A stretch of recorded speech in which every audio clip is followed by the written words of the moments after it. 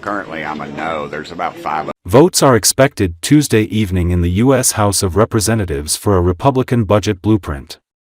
According to Assosicted Press, it's a step toward delivering President Donald Trump's big, beautiful bill, with $4.5 trillion in tax breaks and $2 trillion in spending cuts. But with Republicans holding a razor-thin majority in the House, some Republican holdouts could stop the bill in its tracks. Representative Tim Burchett, Tennessee, says he's currently voting no. There's about 5 of us that are no. I'm not sure why we're going for this vote right now. I'd love to, the 5 of us would love to. It seems that we've all kind of not been included in some of these discussions, and I think that would be the optimal thing to do, Burchett said. And Representative Thomas Massie, Kentucky, says more needs to be done to cut spending in the proposal. You can't cut taxes without cutting spending. And they're not really cutting spending. They're cutting taxes by $450 billion and cutting spending by $150 billion. That leaves you $300 billion you're going to add to the deficit compared to the CBO baseline, Massie said. A closed-door meeting was held with House Republicans during the day on Tuesday, and Massie said leaders were trying to assuage moderate Republicans by saying there would be no cuts to Medicaid. Who disagrees with work requirements for single, able-bodied recipients of Medicaid? Like that's a 70-30, maybe 90-10 issue in America. And they're afraid to put that in writing? Give me a break, Massie said. Currently, I'm a no. There's about 5 of us that are no. I'm not sure why we're going for this vote right now. I'd love to, the 5 of us would love to. It seems that we've all kind of not been included in some of these discussions, and I think that would be the optimal thing to do. We're about to do a press conference. I invite you all to join us. What was your message to conference today, trying to corral the final holdouts? Come in here and I'll tell you later. Can't cut taxes without cutting spending, and they're not really cutting spending. They're cutting taxes by $450 billion and cutting spending by $150 billion. That leaves you $300 billion you're going to add to the deficit compared to the CBO baseline. I know there's some people don't want to use the baseline conveniently after 30 years of using the baseline. In there, they're trying to comfort some of the more moderate members and say, oh no, we're not doing anything to Medicaid with this bill.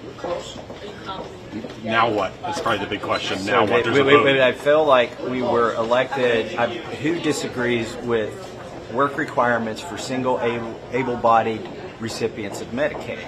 Like, that's a 70-30, maybe 90-10 issue in America, and they're afraid to put that in writing? Give me a break. Former British Prime Minister Boris Johnson said on Monday that he believes Ukraine should sign an agreement giving the U.S. access to the country's rare earth minerals. According to Associated Press, speaking at the Yalta European Strategy Conference in Kiev, which coincided with the 3rd anniversary of Russia's full-scale invasion, Johnson claimed that completing the deal would ensure Washington's commitment to protect Ukraine's sovereignty. Ukrainian President Volodymyr Zelenski has said the proposed agreement falls short of the security guarantees he has been asking for. Johnson admitted it would give a lot of resources to the U.S., but claimed they would lose access to the minerals if Kyiv were not free from Russian control. Johnson said U.S. President Donald Trump's recent suggestion that Ukraine was to blame for the war was terrible and rubbish. U.S. officials say they expect to reach a deal this week that would tie the U.S. and Ukrainian economies closer together.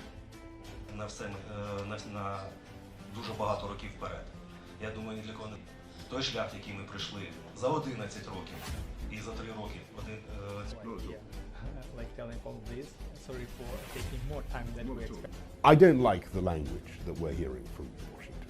It's terrible and it's rubbish. It's just a travesty of the truth to say that Ukraine started the war. You know, this is victim blaming. It's ridiculous. NATO didn't provoke Putin. It's rubbish. It's absolute rubbish. But you have to look at what the Americans are actually saying, and the Europeans need to step up. The more the Europeans do, the more the Brits do, the more the French do, the more seriously the Americans will take us, and the more committed they will be. Thank you. It's a great honor to appear on your show. Good luck. Yeah, I'm very happy. Like, Well, if you read the recitals, the minerals agreement, it says that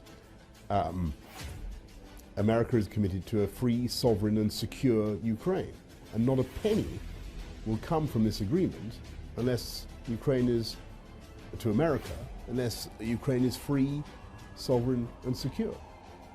In terms of Western interest, to make sure Putin loses in Ukraine.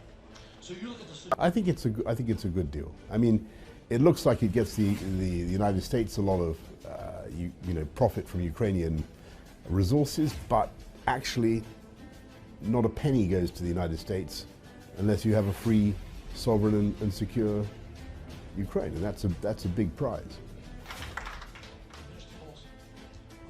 Again, Denmark's support for Ukraine. Trump needs to show his Republican colleagues, who are very skeptical about the war in Ukraine, that there is an American interest. And that's a good thing for Ukraine. If there's an American interest in Ukraine, it means that Ukraine is basically taking a path towards freedom and towards engagement with the West and away from control by Moscow.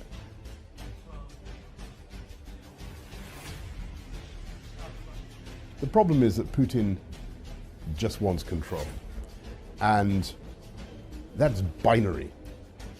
And it's either a free Ukraine or Ukraine looking towards Moscow. And I think that when Trump understands what Putin really wants, that will be a great moment, because then we just keep going. And Ukraine will win. Ukraine is going to win.